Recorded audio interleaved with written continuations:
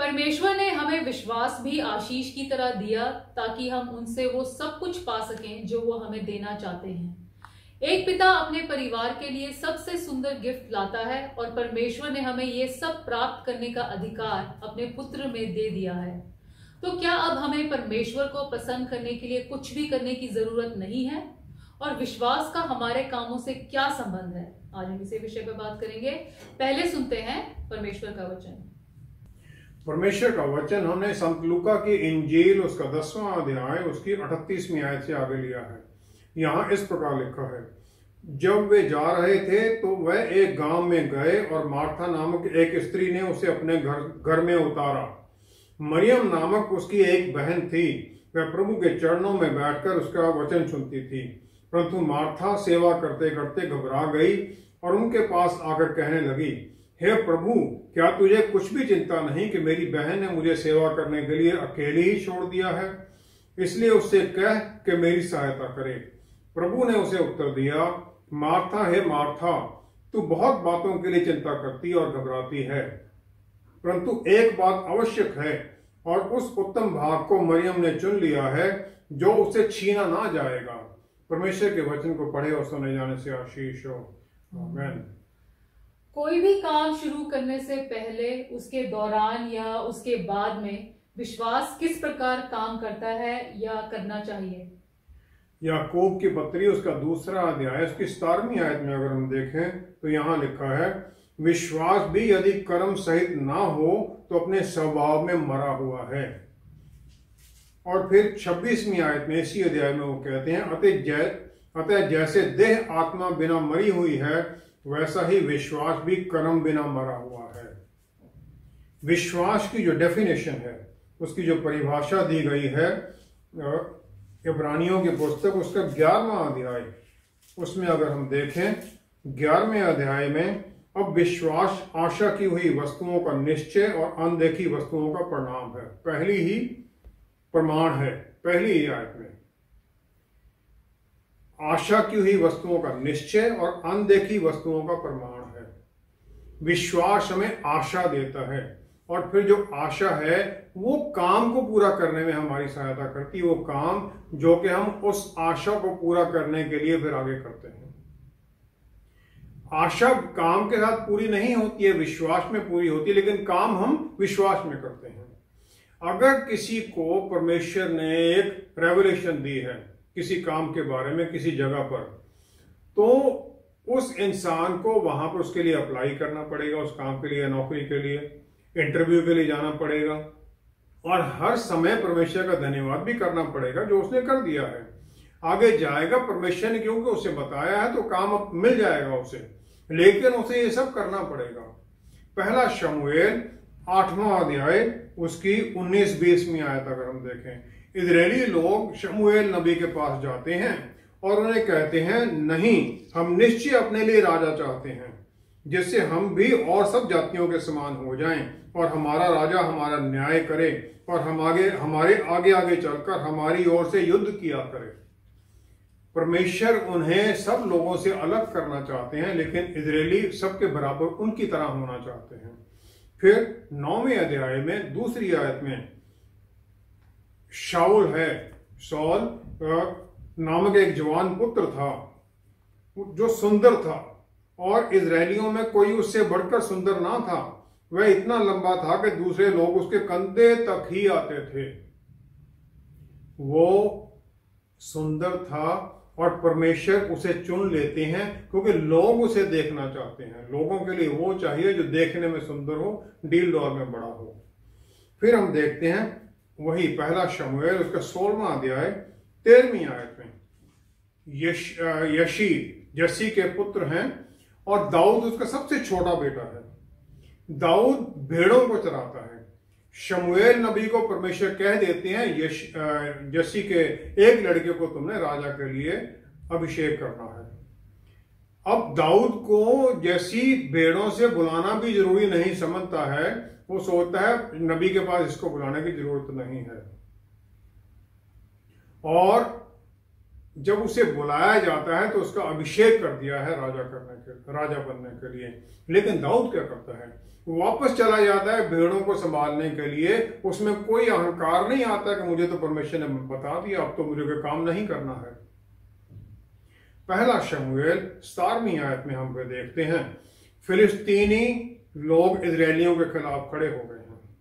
4थी आयत में देखते हैं, गॉलियत है, एक जायंट है जो कि इजरायली सेनाओं को 40 दिन से चैलेंज करता है कि मेरे सामने किसी एक को निकालो, मेरे से युद्ध करें। उससे लड़ने के लिए सबसे बढ़िया कौन है? सॉल जो राजा है, क्योंकि वो सबसे ऊंचा है, उसके डील डॉल बड़ा है। लेकिन वो भी डरा हुआ है।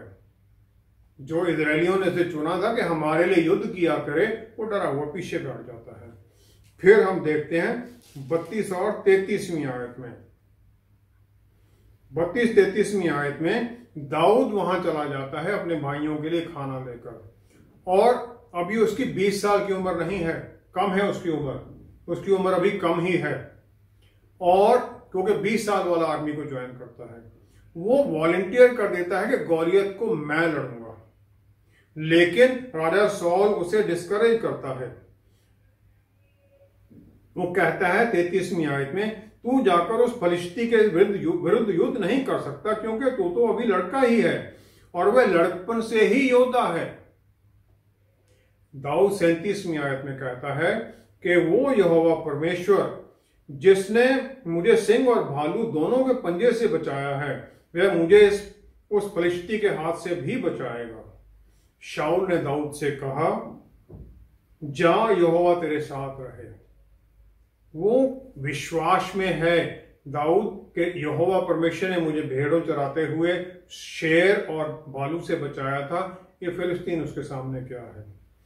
जो उसका विश्वास की स्टेटमेंट जो बोलता है, वो शाऊल को फिर उसे आशीष देने के लिए मजबूर कर देता है, जाओ परमेश्वर तुम्हारे साथ रहे। फिर 38 और 39वीं आयत में हम देखते हैं, राजा सॉल अपना जो आर्मर है, जो उसके कवच है, वो उसे पहनाता है। लेकिन दाऊद उसे उतार देता है क्योंकि उसको इसकी आदत नहीं है। अभी परमेश्वर दाऊद को ट्रेन कर रहे हैं राजा बनने के लिए। वो विल्डरनेस में जहां वो भेड़ों को चरा रहा है, उसे आर्मर पहनने का, राजा का जो कवच पहनने का समय आएगा, लेकिन अभी नहीं आया है, उसे नहीं पहनता है। और फिर वो गॉलियत की तरफ चलता है एक शेपर्ड बनकर, शेपर्ड के हथियारों के साथ। उसके पास एक डंडा है, एक स्लिंग है, और रास्ते में वो ब्रुक से, तो नदी से 5 पत्थर उठा लेता है। अब हम देखते हैं 45वीं आयत में। 45वीं आयत में गॉलियत दाऊद को अपने जो उसके देवता हैं उनमें कर्स करता है, श्रापित करता है। दाऊद उसे क्या कहता है?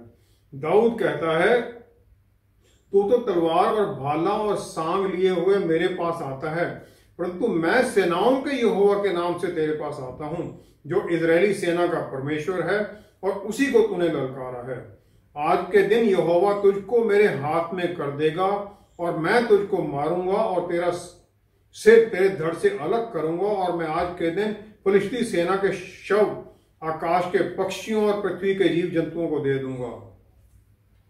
मैं ये सब कर दूंगा। इसका रिजल्ट क्या होगा? फिर विश्वास में वो बोल रहा है, इसका रिजल्ट भी वो साथ ही डिक्लेयर करता है। तब समस्त पृथ्वी के लोग जान लेंगे कि इजराइल में एक परमेश्वर है, और यह समस्त मंडली जान लेगी कि यहोवा तलवार या भाले के द्वारा जयवंत नहीं करता, इसलिए कि संग्राम तो यहोवा का है, और वही तुम्हें मेरे हाथ में देगा। उसका विश्वास है। उसी विश्वास में फिर वो गॉलियत की तरफ फुर्ती से दौड़कर चलता है। अपनी गोफन में एक पत्थर बैग से निकाल कर डालता है और उसे वो चला देता है गॉलियत की तरफ। परमेश्वर उसे बहुत गति दे देते हैं, उस पत्थर को डायरेक्शन देते हैं, सेध दे देते हैं, और एग्जैक्ट जहां उसे लगना है यहां पर लगता है वो। और क्योंकि वो पत्थर अंदर घुस जाता है, गॉलियत उसी पत्थर से मर जाता है और गिर जाता है। व्यवस्था विवरण 20वां अध्याय 4थी आयत में यहां लिखा है, क्योंकि तुम्हारा परमेश्वर यहोवा तुम्हारे शत्रुओं को युद्ध करने और तुम्हें बचाने के लिए तुम्हारे संग संग चलता है। ये वचन इजरायली सबको पता है, उनमें विश्वास भी है कि हाँ ये होता है, लेकिन क्योंकि उस विश्वास में वो आगे बढ़ते नहीं है, डर में छुप कर बैठे रहते हैं। ये विश्वास मरा हुआ है, ये किसी काम का नहीं है। जबकि दाऊद का विश्वास पक्का है और वो चलता है, उसे पता है परमेश्वर मेरे साथ है। विश्वास हमारे जीवन में काम करता है जब हम निकलते हैं लाइफ के चैलेंजेस को सामना करने के लिए। हमें पवित्र आत्मा परमेश्वर दिए गए हैं, हमें बल देने के लिए, हमें गाइड करने के लिए, और हमें उनकी गाइडेंस को मांगना है।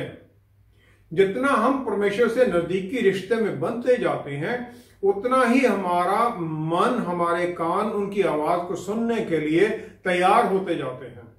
मत्ती 14 की 28 से 29वीं आयत में हम देखते हैं, प्रभु यीशु पानी पर चलकर अपने चेलों के पास चलते हैं, जो कि पूरी रात किश्ती में तूफान का सामना करते रहते हैं। उन्हें देखकर पतरस रसूल कह देते हैं, प्रभु अगर ये आप ही हो तो मुझे आज्ञा दें कि मैं पानी पर चलकर आपके पास आ जाऊं।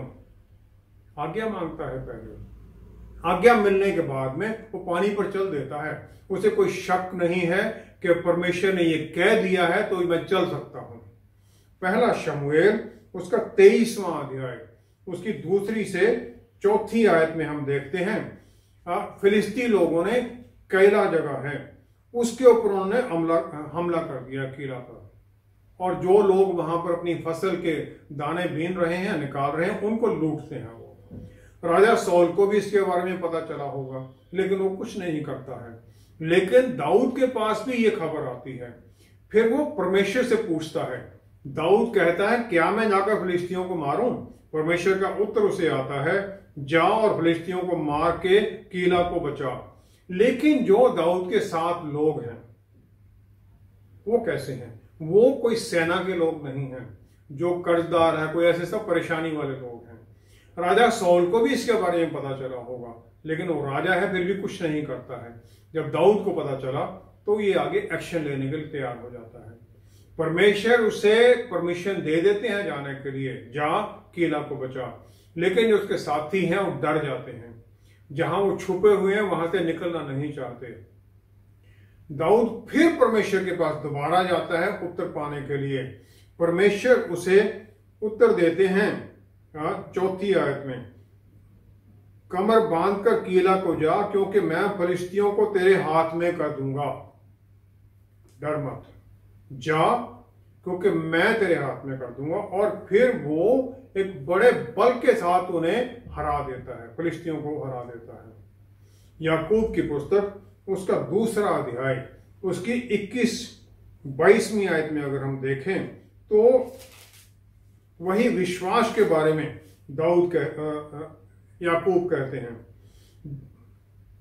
जब हमारे पिता अब्राहम ने अपने पुत्र इसहाक को वेदी पर चढ़ाया तो क्या वह कर्मों से धार्मिक ना ठहरा था? अब तूने देख लिया कि विश्वास ने उसके कामों के साथ मिलकर प्रभाव डाला है और कर्मों से विश्वास सिद्ध हुआ।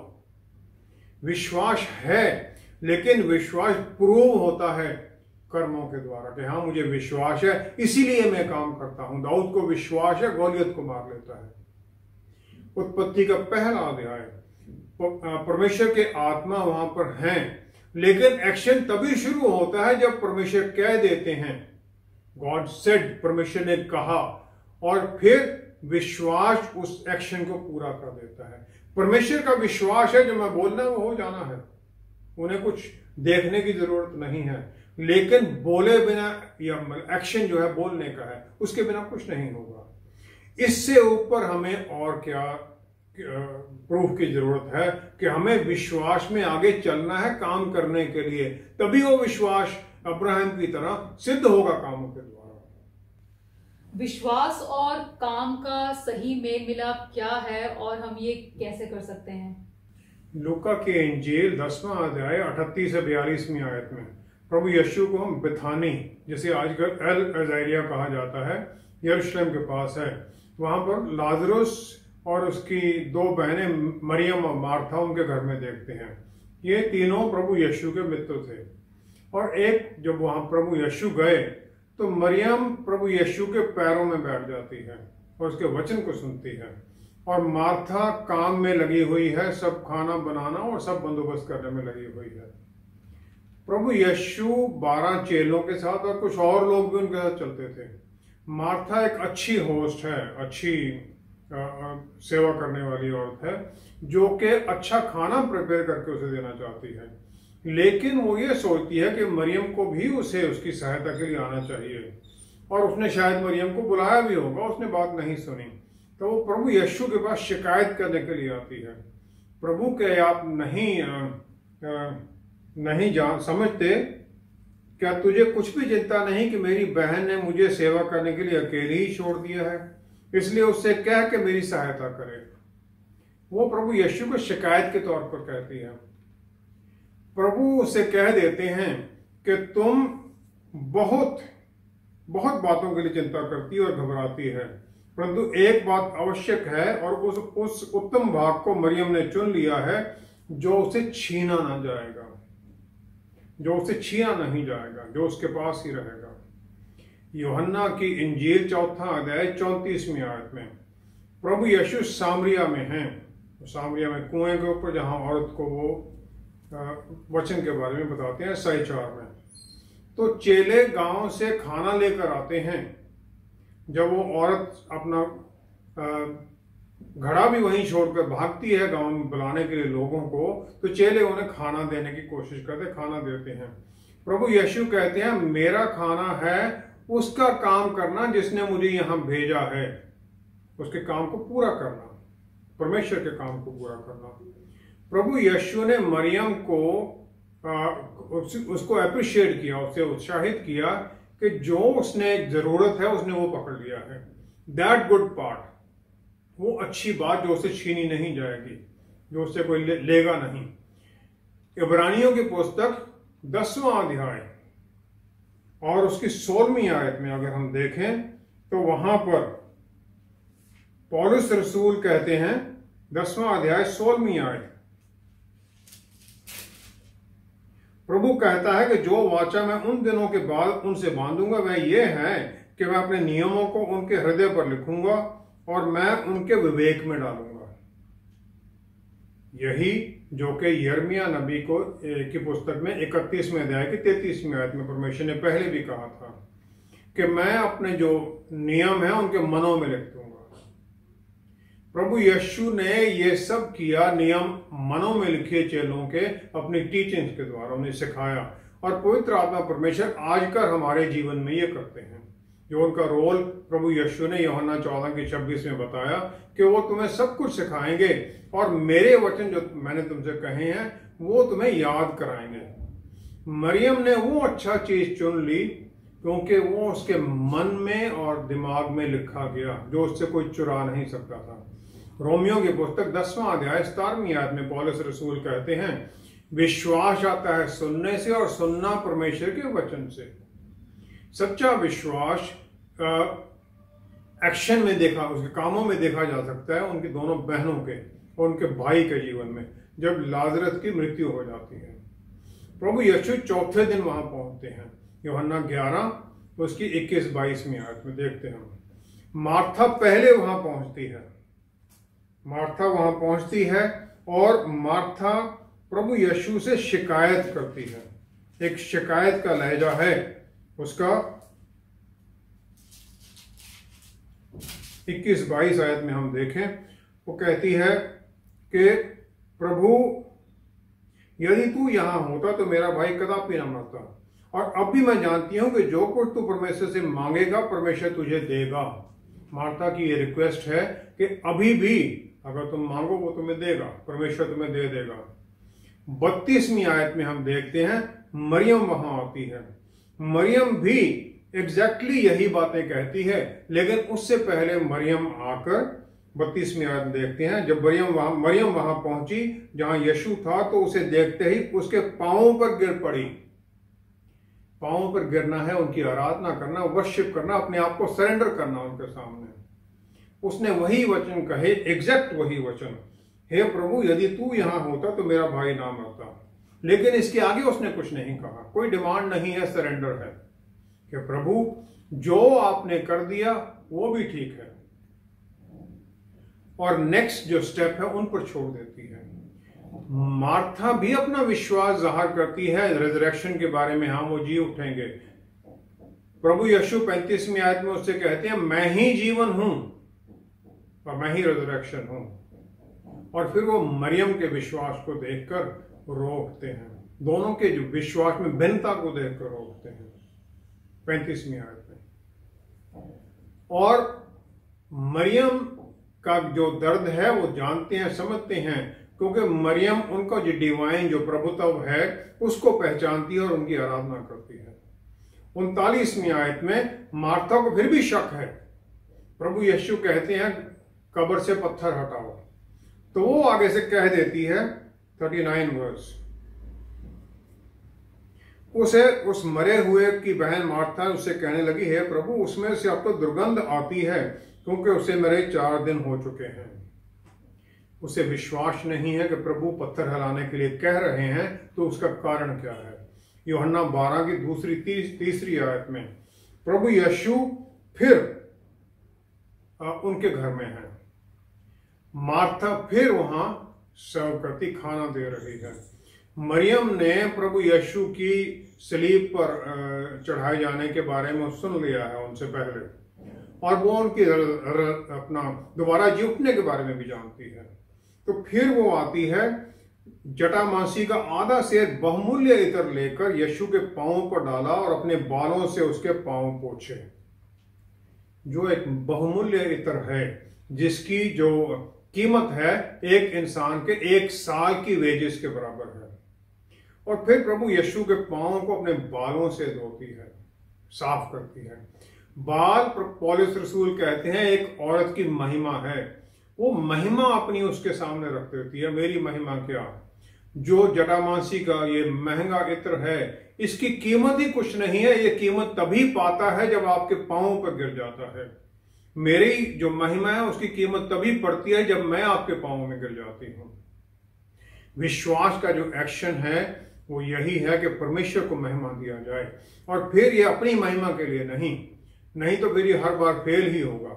और ये हम सीखते हैं सिर्फ और सिर्फ प्रभु यीशु के चरणों पर आकर, और फिर हमें वो वहां से उठाते हैं ऊंची जगह पर, हमें एक्सॉल्टेशन की तरफ लेके जाते हैं, ऊंचाई की तरफ लेके जाते हैं, क्योंकि वो कहते हैं मैं तुम्हें सर बनाऊंगा, पूंछ नहीं। जब हम उनके पांवों में गिरते हैं तब हमें वो उठाते हैं, जब हम खड़े हैं ऊपर उनसे होने की कोशिश करते हैं तब हम नीचे ही गिरते हैं। विश्वास में काम करना, उनकी अधीनगी में चलकर काम करना है, ताकि फिर हमें वो उठा सके। हम विश्वास करते हैं और अपने कामों के द्वारा परमेश्वर की महिमा भी करना चाहते हैं, तो फिर हम असफल क्यों हो जाते हैं। उत्पत्ति 2 अध्याय उसकी 17वीं आयत में जो एक रिस्ट्रिक्शन लगाई परमेश्वर ने एक पेड़ का फल ना खाने के लिए, उसे आमतौर पर हम बंदिश मान लेते हैं, जबकि परमेश्वर ने आदम और ईव को आजादी दे दी, तुम जो मर्जी करो, बस एक पेड़ को छोड़ दो। परमेश्वर ने उन्हें सब कुछ दिया था जो जिसकी उन्हें जरूरत थी अदन बाग में, और फिर इसके ऊपर उनके पास परमेश्वर हर रोज आते थे ताकि वो उनकी आराधना कर सके परमेश्वर की, और उनसे सीख सके। उत्पत्ति 11 की 4थी आयत में लोगों ने ये डिसाइड कर लिया, 4थी आयत में लिखा है, आओ हम एक नगर और एक गुम्मट बना लें जिसकी चोटी आकाश से बातें करे, इस प्रकार से हम अपना नाम करें, ऐसा ना हो कि हमको सारी पृथ्वी पर फैलना पड़े। अपना नाम करें, हम अपना नाम बढ़ाना चाहते हैं अपने कामों के द्वारा, अपने जो दूसरों के लिए हम करना चाहते हैं, लेकिन परमेश्वर के काम में भी जो हम करना चाहते हैं उसमें भी हम अपना ही नाम चाहते हैं। फरीसी, सदूसी और यहूदी लीडर थे जो हमेशा प्रभु यीशु के साथ थे, उन्होंने उनकी सब बातों को सुना, लेकिन वो उसमें नुक्स निकालते थे। परमेश्वर ने यहूदियों को 10 आज्ञाएं दी, मोसेस ने वो आज्ञाएं दी ताकि इजरायलियों को उनके प्रतिदिन के जीवन के बारे में गाइड कर सकें। यहूदी लोगों ने इन्हें इतना बढ़ा दिया कि 613 आज्ञाएं बना दी, करना और ना करने वाली 613 आज्ञाएं बना दी, जो कि एक आदमी के लिए फॉलो करना असंभव है। हर एक धर्म में परमेश्वर को प्रसन्न करना अपने कामों के द्वारा सिखाया जाता है, लेकिन परमेश्वर ने अपने पुत्र को भेज दिया क्योंकि हमसे प्यार करते हैं, और एक नॉर्मल ह्यूमन बीइंग के लिए यह समझना बहुत मुश्किल हो जाता है। रोमियो की पुस्तक उसका 11वां अध्याय उसकी 33वीं आयत अगर हम देखें तो वहां लिखा है, यहां लिखा है, प्रभु की बुद्धि को किसने जाना, या उसका मंत्री कौन हुआ, या किसने पहले उसे कुछ दिया जिसका बदला उसे दिया जाए। कौन उसकी बातों को समझ सकता है? और स्पेशली हम जो पाप से भरे हुए लोग हैं वो हम समझ नहीं सकते कि किस प्रकार उनके पुत्र के द्वारा हमें माफी मिल जाती है। बहुत लोग यही नहीं समझ पाते। लूका 15 की 28 से 32वीं आयत में जो छोटा पुत्र है, उड़ाऊ पुत्र, सब कुछ गंवाकर पाप से भरा हुआ इस आशा में आ जाता है अपने पिता के पास कि उसे माफी मिल जाएगी, उसे स्वीकार कर लिया जाएगा। लेकिन जो बड़ा पुत्र है वो कहता है पिता को, मैं इतने वर्ष से तेरी सेवा कर रहा हूं और कभी भी तेरी आज्ञा नहीं टाली, तो भी तूने मुझे कभी एक बकरी का बच्चा भी ना दिया कि मैं अपने मित्रों के साथ आनंद करता। इतने साल मैंने तेरी सेवा की। हम भी यही कहते हैं, परमेश्वर इतना कुछ मैंने कर दिया आपके लिए। उड़ाऊ पुत्र के बड़े भाई और मार्था की तरह हम भी परमेश्वर पर अपने कामों का एहसान करना चाहते हैं। हम भी कहते हैं कि हम चर्च जाते हैं, बाइबल पढ़ते हैं, प्रार्थना करते हैं, अब हमारी प्रार्थनाओं को उत्तर दो। लूका 18 की 11 से 13वीं आयत में प्रभु यीशु ने एक दृष्टांत दिया। वो कहते हैं एक चुंगी लेने वाला और एक फरीसी जाते हैं। फरीसी कहता है, परमेश्वर मैं तेरा धन्यवाद करता हूं कि मैं दूसरे मनुष्यों के समान अंधेर करने वाला, अन्यायी और व्यभिचारी नहीं, और ना इस चुंगी लेने वाले के समान हूं। परंतु चुंगी लेने वाला क्या कहता है? वो दूर से खड़ा होकर स्वर्ग की ओर आंखें उठाना भी नहीं चाहता है, वरन अपनी छाती पीठ पर कर कहा, हे परमेश्वर मुझ पापी पर दया कर। जिस दिन हम ये मान लेते हैं कि हम पापी हैं और हमें उसकी अनुग्रह और दया की जरूरत है, जब ये मान लेते हैं कि हम पाप में पैदा हुए, हमारी प्रवृत्ति पाप करने की है, तब हम प्रभु यीशु की तरफ चलते हैं और फिर हमें नया जीवन मिलता है, पापों से क्षमा मिलती है। हम उनके कंट्रोल में अपने आप को सरेंडर कर देते हैं, उनकी आराधना करते हैं और फिर हम बचाए जाते हैं। फिर हम दिन प्रतिदिन बदलते जाते हैं, उनके साए में आ जाते हैं, उनकी तरह फिर धर्मी बनने के लिए हमें बदलते जाते हैं। परमेश्वर विश्वास इस प्रकार हमारे जीवन में काम करने लग जाता है और फिर हम सही तरीके से अपने कामों के द्वारा परमेश्वर का बच्चा होना साबित करने लग जाते हैं। आइए प्रार्थना करें। पिता परमेश्वर, हम आपका धन्यवाद करते हैं आपकी आशीषों के लिए, आपके प्यारे बेटे के लिए, पवित्र आत्मा परमेश्वर के लिए। हमें भर दीजिए विश्वास से, आशीषों से, कि हम अपने कामों से नहीं बल्कि इस विश्वास में कि आप हमसे प्यार करते हैं, आपका प्यार दूसरों पर उंडेलने के लिए अपने काम करें, दूसरों को आपके बारे में बताने के लिए अपने काम करें, ताकि स्वर्गराज के कामों में बढ़ोतरी हो, दूसरे लोगों को भी फिर रोशनी में लाया जाए, रूहें जीती जाएं और आपको महिमा मिले। पिता परमेश्वर, सब कुछ आपके प्यारे बेटे प्रभु यीशु के पवित्र नाम में मांगते हैं। आमीन, आमीन, आमीन। हर विश्वासी को ये जान लेना है कि परमेश्वर मुझसे नाराज नहीं है और मुझे उन्हें अपने कामों से खुश करने की जरूरत नहीं है। उनकी खुशी हमारा उनसे एक नजदीकी का रिश्ता बनाकर हर दिन उनके सामने आत्मसमर्पण में है। फिर हमारे काम भी उनकी इच्छा के अनुसार ही होने लग जाएंगे। हमारे साथ दोबारा जुड़ने के लिए आपका बहुत बहुत धन्यवाद। Until next time, stay blessed. Shalom.